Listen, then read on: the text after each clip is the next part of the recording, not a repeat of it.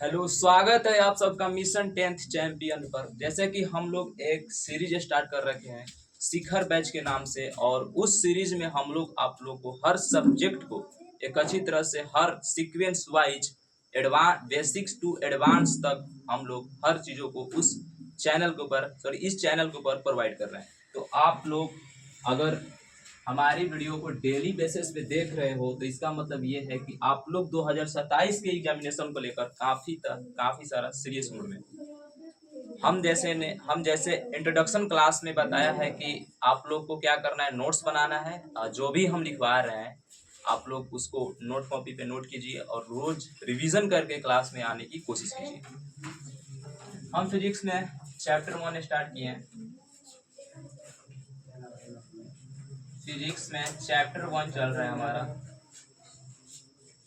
Chapter 1 चल रहा है और चैप्टर 1 का नाम है प्रकाश का प्रवर्तन। प्रकाश का प्रवर्तन, प्रकाश का प्रवर्तन, इसको इंग्लिश में बोलते हैं reflection of light, reflection of light, reflection of light. पिछले वीडियोस में हमने बताया था कि गोलीय दर्पण जो होता है, बाबू समझना, गोलीय दर्पण जो होता है, जैसे कि गोलीय दर्पण के बताया था गोलीय दर्पण के बारे में कि गोलीय दर्पण जो होता है, गोलीय दर्पण एक किसी खोखले गोले का भाग होता है। गोलीय दर्पण जो होता है किसी खोखले गोले का भाग होता है, और इस खोखले गोले के भाग का ही जो हिस्सा होता है वो दो दर्पण होता है। एक होता है उत्तल दर्पण होता है, एक होता है उत्तल दर्पण होता है, और एक होता है अवतल। ये हमने पिछले लेक्चर में बताया था आप सबको कि उत्तल दर्पण और अवतल दर्पण, गोलीय दर्पण के जो मध्य बिंदु को बोलते हैं वो कर्ता त्रिज्या के नाम से बोलते हैं। तो फिर एक बार पीछे से रिवीजन कर लो। जैसे कि मान लो कि यहाँ पर कोई ये दर्पण है, ये दर्पण है, ये अवतल दर्पण है, और अवतल दर्पण के जो बीच वाली रेखा होती है उसको हम बोलते हैं प्रधान अक्ष बोलते हैं, उसको बोलते हैं प्रधान अक्ष। और प्रधान अक्ष जिस दर्पण के मध्य बिंदु पे जाके मिलती है उसको हम ध्रुव पे सूचित करते हैं, जिसको पी से सूचित करते हैं उसको हम बोलते हैं ध्रुव। और प्रधान अक्ष ध्रुव के बीच वाले रेखा, मतलब कि बीचों बीच वाले रेखा को हम सी से सूचित करते हैं, जिसको बोलते हैं वक्रता केंद्र, वक्रता केंद्र बोलते हैं इसको, वक्रता केंद्र बोलते हैं। और उसके बाद यहाँ से ये दर्पण का जो होता है ये व्यास होता है, एम डैश और एम डैश, इसको हम व्यास बोलेंगे।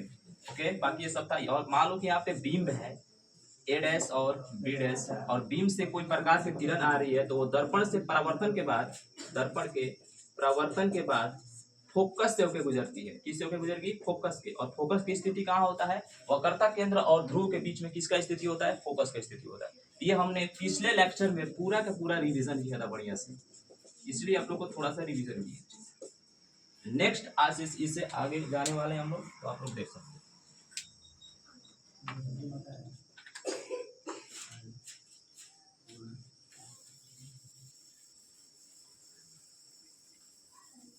जो क्लास को पहली बार देख रहा है वो जाकर, ये हमारा 5वां लेक्चर होने वाला है। ऑलरेडी हमने 4 लेक्चर वीडियो अपलोड कर चुके हैं और आप लोग उसको जाके देख सकते हो, अटेंड कर सकते हो, फिर जाके इस लेक्चर में आना। क्योंकि डायरेक्ट अगर इसमें आने के ट्राई किए हो तो ये समझ में बिल्कुल नहीं आएगा क्लास। तो सबसे पहले प्रीवियस क्लास को आप लोगों को कंप्लीट करना बिल्कुल जरूरी होगा। उसके बाद आज का हमारा जो टॉपिक रहने वाला है, सबसे पहला जो टॉपिक रहने वाला है वो रहने वाला है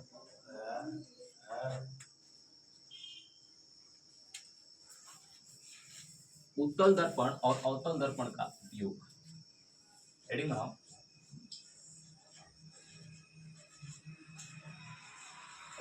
उत्तल दर्पण और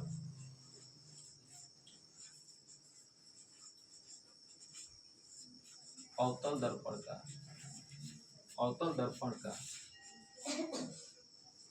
हमारे दैनिक जीवन में उपयोग, हमारे दैनिक जीवन में उपयोग, दैनिक जीवन में उपयोग। मतलब ये है कि हम उत्तल दर्पण और अवतल दर्पण को अपने हम रोज के इस दैनिक जीवन में हम कहाँ कहाँ उपयोग कर सकते हैं, इसकी आवश्यकता कहाँ पड़ती है। तो सबसे पहले हेडिंग बना के डाला अवतल दर्पण का उपयोग, अवतल दर्पण का उपयोग। अवतल दर्पण का उपयोग, अवतल दर्पण का उपयोग। हेडिंग बनाओ अपनी कॉपी में कि अवतल दर्पण का हम उपयोग कहाँ करते हैं। इसको इंग्लिश में लिख सकते हैं ऑन वैक्सिंग मिरर, इसका उपयोग कहाँ करते हैं। तो सबसे पहले जो महत्वपूर्ण बार बार एग्जामिनेशन में एग्जाम में रिपीट जो होता है, पीवाईक्यू में ऑब्जेक्टिव्स बनते हैं इनके बहुत सारे। तो अवतल दर्पण का हम उपयोग कहाँ कर सकते हैं, देखो बाबू ध्यान से। अवतल दर्पण का उपयोग हम बोलते हैं सबसे पहले हजामती में, हजामती करने में। हजामती करने का मतलब ये हुआ कि दाढ़ी मूछ जो सैलून होता है उसमें हम जो दर्पण लगे होते हैं उसमें हम अवतल दर्पण उपयोग करते हैं। उसके बाद जो होता है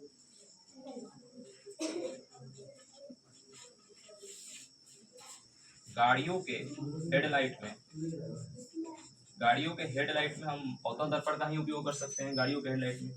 सेकंड देखना, हजामती करने में गाड़ियों के हेडलाइट में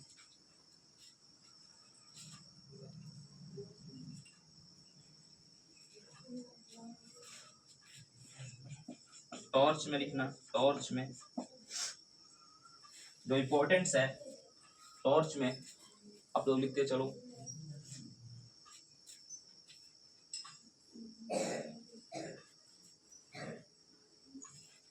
एक हो सकता है रोगियों के नाक कान आदि को ठीक करने में, आदि को ठीक करने में, आदि को ठीक करने में लिख सकते हैं। यह अवतल दर्पण का कुछ उपयोग है। नेक्स्ट लिखो उत्तल दर्पण का उपयोग हम कहाँ कर सकते हैं, उत्तल दर्पण का उपयोग हम कहाँ कर सकते हैं। हेडिंग बना के लिखो उत्तल दर्पण का उपयोग, हेडिंग बनाओ उत्तल दर्पण का उपयोग।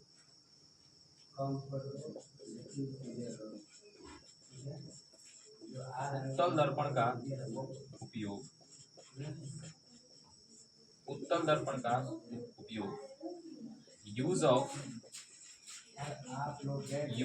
Convex mirror, use of convex mirror. उत्तल दर्पण का उपयोग कहाँ कर सकते हैं, तो सबसे पहले वाहनों के, देखो ये वाहनों के साइड मिरर में, वाहनों के साइड मिरर में, वाहनों के साइड मिरर में हम उत्तल दर्पण का यूज करते हैं। देखना, मार्केट मॉल के कैमरे में, जो सीसीटीवी कैमरा होती है, जो सीसीटीवी कैमरा होती है उसमें हम यूज करते हैं। नेक्स्ट लिखना, इसमें नेक्स्ट लिख सकते हो यहाँ पे गाड़ियों के साइड में। ये जो है बाबू काफी भी आई है, यहाँ से जो क्वेश्चन पूछता है बार बार पूछता है, यहाँ से जो क्वेश्चन पूछेगा ये बार बार पूछता है। नेक्स्ट लिखो, सड़क के किनारे लगे लाइट में,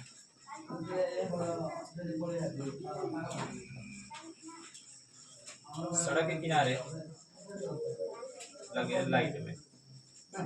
ओके, तो ये उत्तल और अवतल दर्पण का उपयोग है, आप लोग देख सकते हो।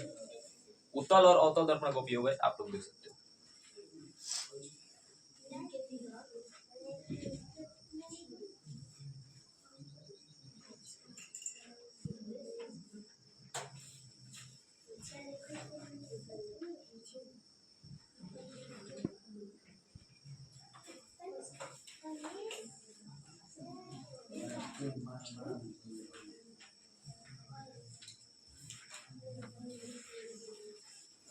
आप लोग इसे स्क्रीनशॉट ले लो, सबसे बेटर है आप लोग इसे स्क्रीनशॉट ले लो।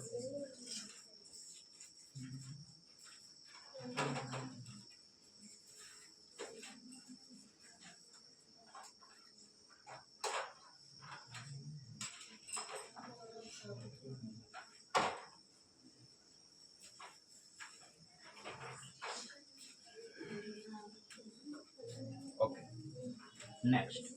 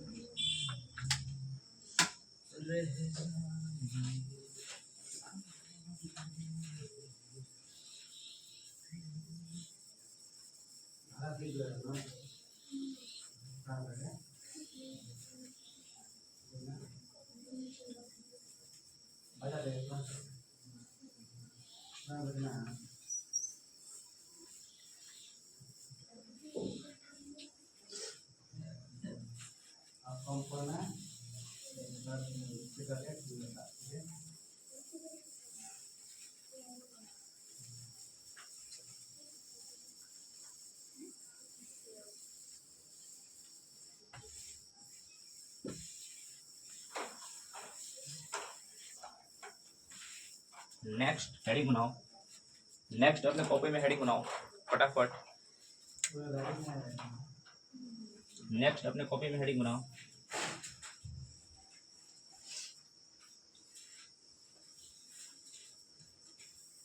नेक्स्ट ये है टॉपिक, जो ये उत्तल दर्पण होता है,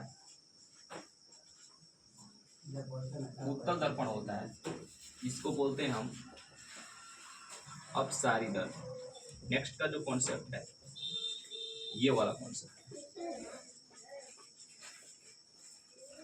ये कॉन्सेप्ट है। उत्तल दर्पण को हम बोलते हैं अपसारी दर्पण। आगे जो है अवतल दर्पण जो होता है इसको बोलते हैं अभिसारी दर्पण, इसको बोलते हैं अभिसारी दर्पण। तो यहाँ पर एक क्वेश्चन हो सकता है, क्वेश्चन ये बनता है तुम्हारे एग्जाम में, क्वेश्चन बनेगा कि उत्तल दर्पण को आखिर अभी अपसारी दर्पण कहते क्यों है और अवतल दर्पण को अभिसारी दर्पण क्यों कहते हैं। ये जो अपसारी दर्पण है ये 2020 में ये क्वेश्चन आया था, 2019 में भी देखने को मिला है और 2025 में, और ये भी बार बार 2015 में, 2016 में और 2026 में ये क्वेश्चन 25 में भी पूछा गया था। तो काफी ये मोस्ट इम्पोर्टेंट क्वेश्चन है और एग्जाम में हर 1-2 साल गैप होकर ये रिपीट होता रहता है। ऐसे ऐसे क्वेश्चंस को आप लोग एक नोट कॉपी में नोट कर लेना चाहिए, टिक करके चलते जाना है कि उसको ज्यादा बढ़िया से ध्यान देना है और रिपीट करके बढ़िया से रिवीजन करते हुए चलना। तो क्वेश्चन ये है कि उत्तल दर्पण को अपसारी दर्पण क्यों कहते हैं। सबसे क्वेश्चन लिखना, क्वेश्चन ये है उत्तल दर्पण को अपसारी दर्पण क्यों कहा जाता है, रीजन क्या है। उत्तल दर्पण को अपसारी दर्पण हम क्यों कहते हैं, इसके पीछे रीजन क्या है। तो उत्तल दर्पण को अपसारी दर्पण इसलिए कहा जाता है, यहाँ पे समझ सकते हो, ये प्रश्न है, ये प्रश्न है, नीचे क्या है उत्तर है, नीचे उत्तर है। उत्तल दर्पण को मान लो कि यहाँ पे कोई उत्तल दर्पण है, यहाँ पे कोई उत्तल दर्पण है,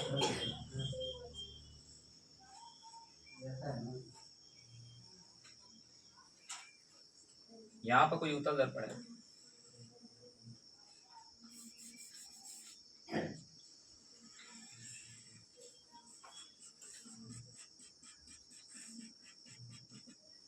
और ये जो है दर्पण के बीच वाले रेखा को हम बोलते हैं प्रधान अक्ष। पता होना चाहिए कि दर्पण के बीच वाले जो रेखा होता है उसको बोलते हैं हम प्रधान अक्ष। ये उत्तल दर्पण है और इस दर्पण के जो मध्य होता है इसको हम बोलते हैं ध्रुव बोलते हैं, इसको हम पी से सूचित करते हैं। यहाँ पर ये रहेगा, इधर इसका फोकस बनेगा, फोकस बनेगा। होता क्या है कि अगर ये कोई वस्तु है, बिंब है, बिंब है ए डैश बी डैश, ये दर्पण का व्यास है एम डैश एम। यहाँ पर जो बीम है ए डैश बी डैश, जब यहाँ से प्रकाश की किरणें आएगी, यहाँ से प्रकाश की किरणें आएगी तो परावर्तन के बाद क्या होगा, परावर्तन के बाद क्या होगा कि फोकस से क्या होगी, यहाँ पे परावर्तन के बाद परावर्तन के बाद यहाँ पर फोकस है, फोकस इसका बाहर बनता है, फोकस के बाद क्या होगा, यहाँ से मिलेगी और फैलती हुई नजर आएगी, फैलती हुई नजर आएगी चारों तरफ, यानी क्या होगी, फैलती हुई नजर आएगी, फैलती हुई नजर आएगी। और फैलना ही क्या कहलाता है, अपसरी। फैलना ही क्या कहलाता है, अपसरी। फैलना ही क्या कहेगा, अपसरी। यहाँ पर जो प्रकाश की किरणें होगी फैलती है, मतलब ये हम बोल सकते हैं अपसरित होती है, अपसरित। तो यहाँ पर इसको लिखना पहले बढ़िया चित्रण करके लिखना, अपने कॉपी में अच्छे से बना के लिख सकते हो।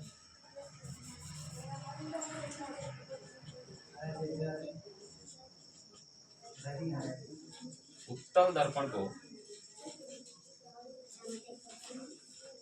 उत्तल दर्पण को अपसारी दर्पण, दर्पण के नाम से, उत्तल दर्पण को अपसारी, उत्तल दर्पण, उत्तल दर्पण, एक मिनट, सॉरी थोड़ा सा यहाँ पर कट करना, थोड़ा सा कट करते हुए चलते चलना है, थोड़ा सा गलती हुआ है।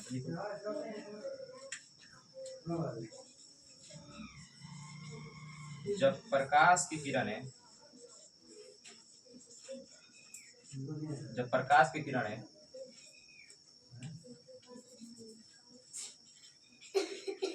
दर्पण के परावर्तन के बाद, दर्पण के परावर्तन के बाद, दर्पण के परावर्तन के बाद, जब प्रकाश की किरण दर्पण के परावर्तन के बाद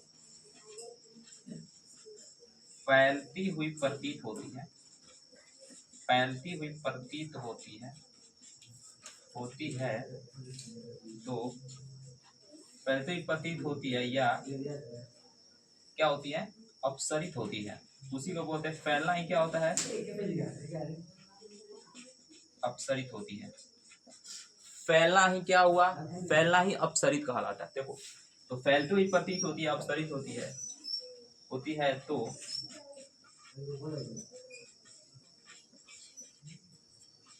इसीलिए उत्तल दर्पण को अपसारी दर्पण के नाम से जानते हैं, के नाम से जाना जाता है, अपसारी दर्पण के नाम से। देख लो और इसको स्क्रीनशॉट लो।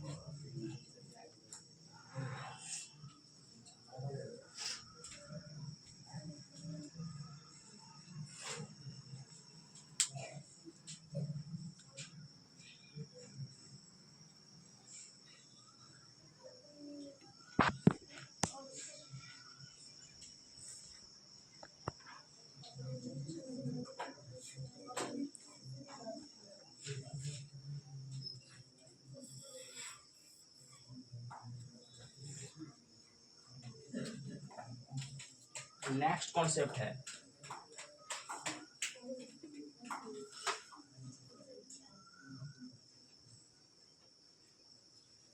अगर इसका प्रतिबिंब बनोगे, इसका प्रतिबिंब की बात करें, इसका जो प्रतिबिंब बनता है सीधा, आभासी और उल्टा बनता है। यहाँ पे लिख सकते हो, यहाँ पे लिख सकते हो, उत्तल दर्पण में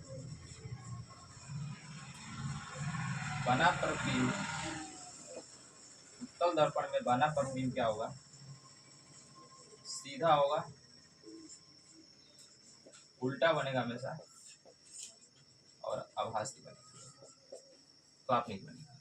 आभासी का मतलब क्या होगा, काल्पनिक होगा, काल्पनिक बनेगा।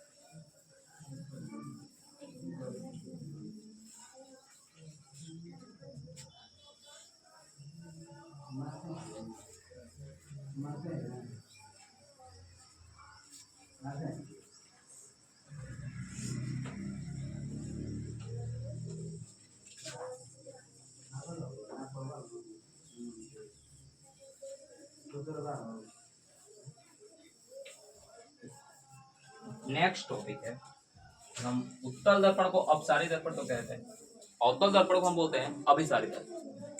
यहाँ पर अगर देखोगे नेक्स्ट कॉन्सेप्ट में, जो अवतल दर्पण है, जो अवतल दर्पण है उसको हम अभिसारी दर्पण बोलेंगे, अभिसारी दर्पण बोलेंगे।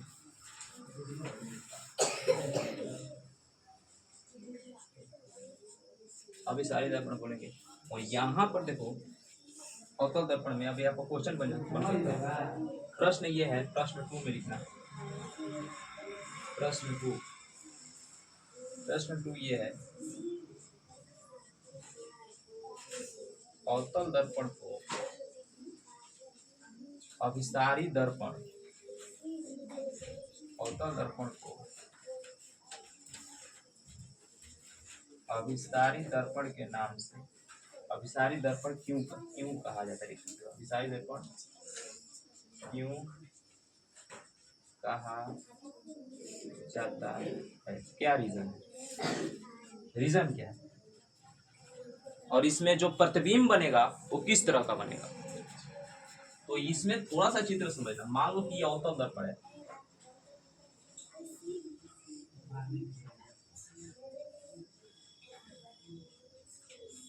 और अवतल दर्पण के बीच वाले जो रेखा होता है उसको बोलते हैं हम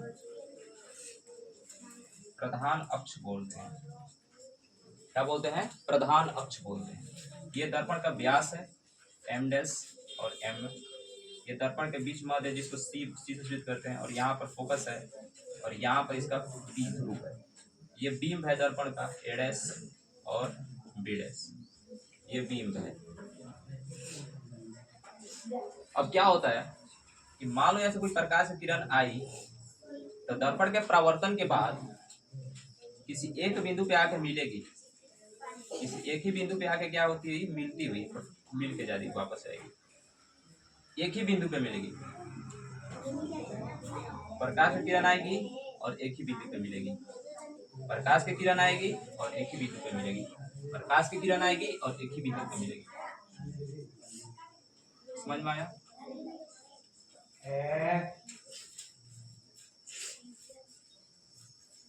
प्रकाश की किरण आएगी और एक ही बिंदु पर मिलेगी। तो मिलना, अगर कोई प्रकाश की किरण एक बिंदु पे आके, मान लो कि ये बिंदु P है और इस पे कोई प्रकाश की किरण एक ही बिंदु पे आके मिल रही है, प्रकाश की किरण एक ही बिंदु पे आके मिल रही है, इसका मतलब ये हुआ कि वह जो प्रकाश की किरण है वो क्या कर रही है, वो अभिसरित हो रही है। क्या हो रही है? अभिसरित हो रही है। अभिसरित का मतलब क्या होता है? मिलना ही क्या है? अभिसरित। मिलना ही क्या है?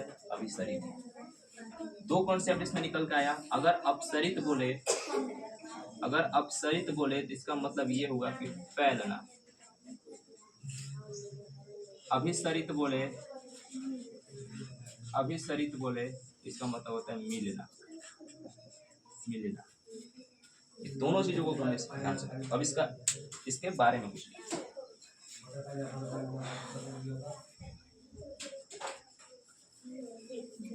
अरे मैं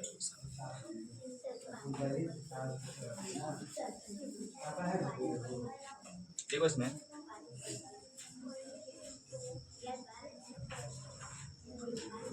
जब प्रकाश की किरण है,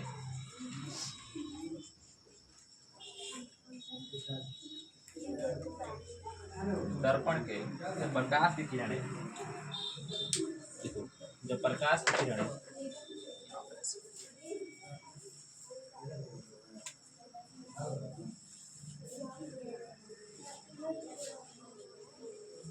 जब प्रकाश की किरण है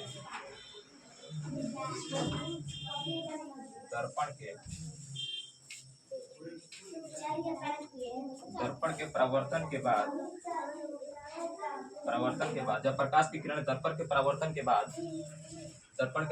के बाद एक ही बिंदु पर मिलती है या अभिसरित होती है, अभिसरित होती है, अभिसरित होती है तो इसीलिए अवतल दर्पण को अभिसारी दर्पण के नाम से जाना जाता है, अभिसारी दर्पण के नाम से जाना जाता है, नाम से जाना जाता है, अभिसारी दर्पण के नाम से जाना जाता है।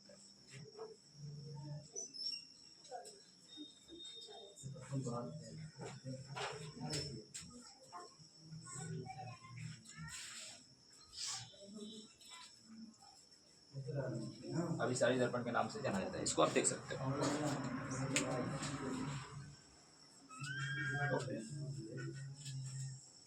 यहाँ पर हर चीजों को आप लोग को कवर करना है, क्योंकि हर चीज यहाँ पर हम आप लोग को जो ऑफलाइन में नहीं मिलेगा, इस हम अपने कंटेंट के माध्यम से आप लोग के पास पहुंचाने की कोशिश कर रहे हैं। बस आप लोग को डेली बेसिस पे क्लास को अटेंड करना है और पढ़ना है, देख सकते हो।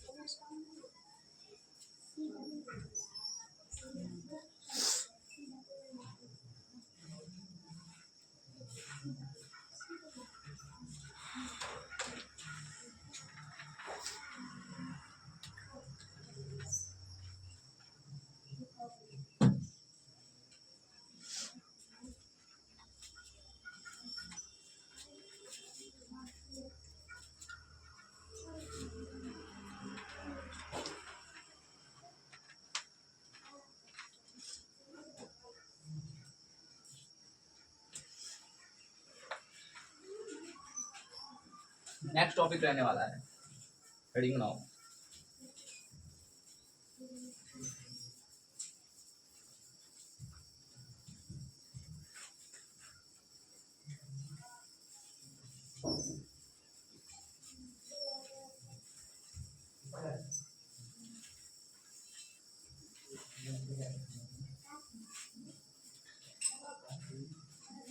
नेक्स्ट टॉपिक का हेडिंग बनाओ।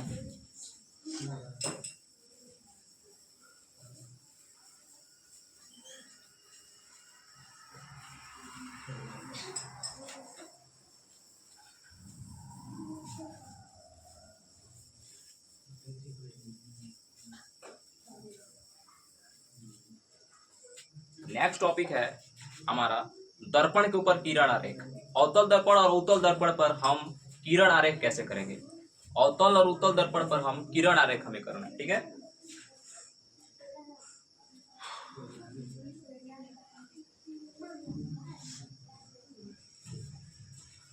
हेडिंग बना के लिखिए अपने कॉपी में।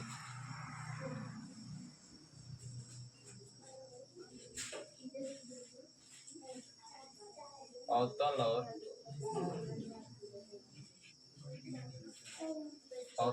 उत्तल दर्पण पर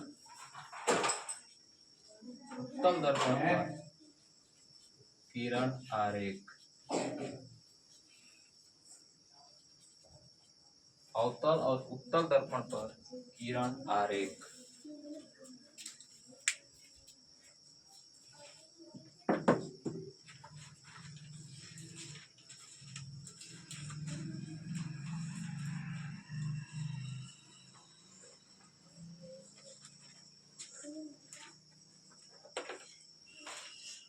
सबसे पहले पढ़ेंगे अवतल दर्पण पर किरण आरेख क्या होता है। रेडी बना के लिखना।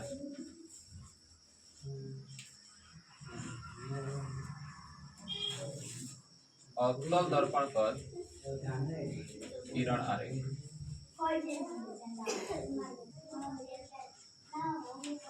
अवतल दर्पण पर किरण आरेख। अवतल दर्पण पर किरण आरेख। 4 केसेस होंगे इसमें, और चारों केसों के बारे में पहले समझना क्या होता है। केस नंबर 1, केस नंबर 1 में क्या होगा?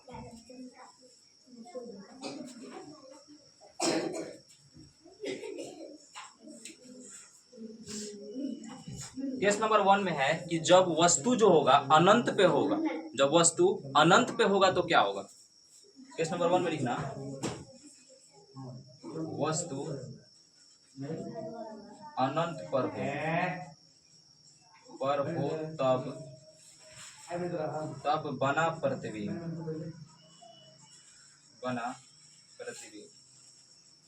तब बना प्रतिबिंब। जब वस्तु अनंत पे हो तो मतलब कि अगर ये अवतल दर्पण है, ये अवतल दर्पण है,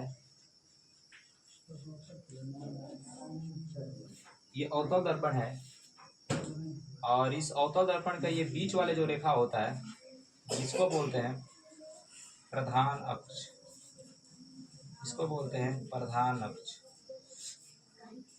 वस्तु अनंत पे का मतलब कि वस्तु इधर कहीं पर है, ए डैश बी डैश के फॉर्म में, ये पी है, ये दर्पण का व्यास है, एम डैश एम डैश, ये दो दर्पण है, वो है अवतल दर्पण। और यहाँ पर जो सी है इसको बोलते हैं वक्रता केंद्र, और यहाँ पर है एफ जिसको बोलते हैं फोकस। दर्पण का जो प्रकाश की किरणें आएगी, यहाँ पे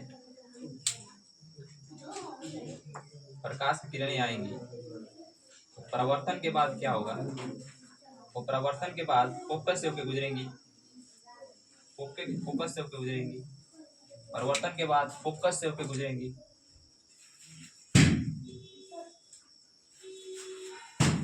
परिवर्तन के बाद फोकस से होकर गुजरेंगी। मान लो कि यहां से कोई प्रकाश की किरण आ रहा है, परिवर्तन के बाद ये भी फोकस से होकर गुजरेगा, तो बिल्कुल फैलते हुए वो आपको ऊपर जाएगा। यहां पर ऐसे बनेगा, इसे तुम ध्यान से देखोगे, ठीक है।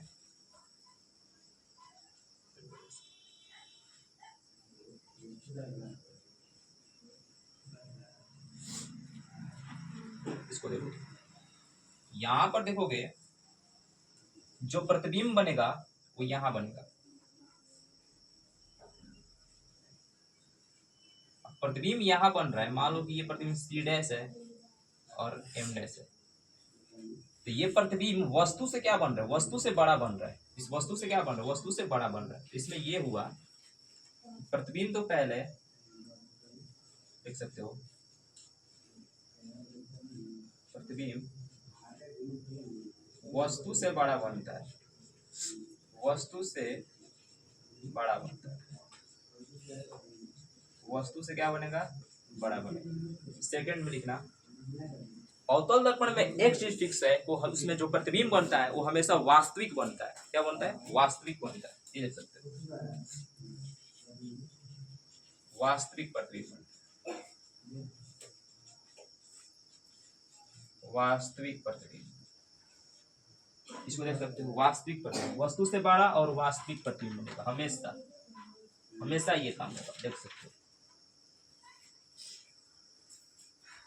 और यहां पर देखना सीधा बनेगा प्रतिबिंब, बिल्कुल सीधा बन रहा है, सीधा आभासी बनेगा,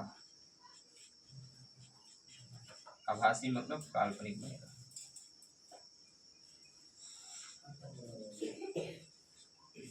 ये तीन चीज को आपने केस नंबर 1 में देखा। किस स्थिति पे देखा, जब वस्तु कहाँ रहेगा, वस्तु अनंत पे रहेगा। ये वस्तु क्या है, ये बिंब जो है, ये बिंब कहाँ है, अनंत पे है, ये बिंब कहाँ है, अनंत पे है। ऐसे हमने केसों को पूरी तरह से डेरिवेशन करना है।